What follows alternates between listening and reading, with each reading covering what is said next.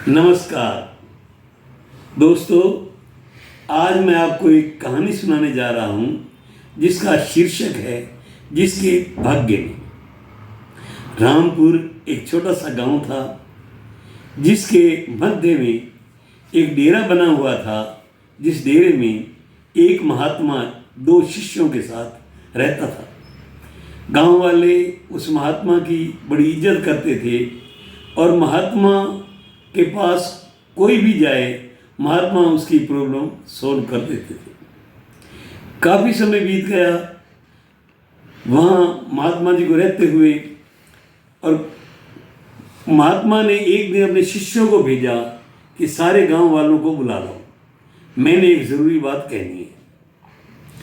अगले दिन सुबह सुबह ही गांव वाले पूरे डेरे पे इकट्ठे हो गए और उन्होंने महाराज कहा, महाराज जी आप आदेश कीजिए।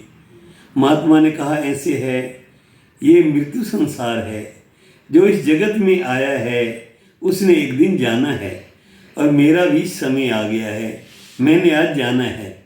आपको इसलिए बुलाया है कि आप जितने भी हो, मैं चाहता हूँ कि मेरा अंतिम संस्कार मेरे ही गांव में, मेरे ही खेत में किया जाए और आप सब उसके भागी बनो और साथ चलो, क्योंकि मैंने आपके साथ रहकर आपने बहुत मेरी सेवा की है और मैं आपको कभी नहीं भूल सकता।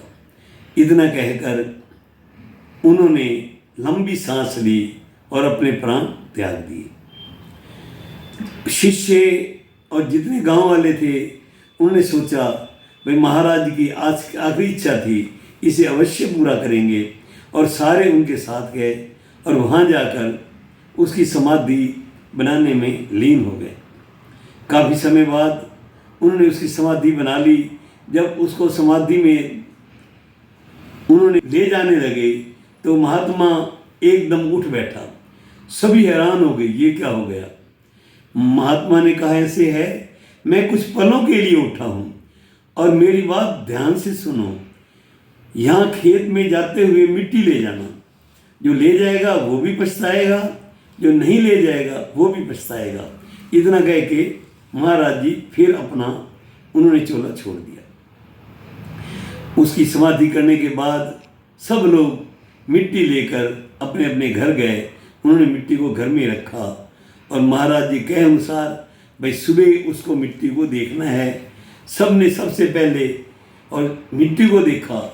जो शिष्य थे वो बहुत सारी मिट्टी लाए, ये सोचकर कि महाराज जी की कोई निशानी इसी मिट्टी से बनाएंगे।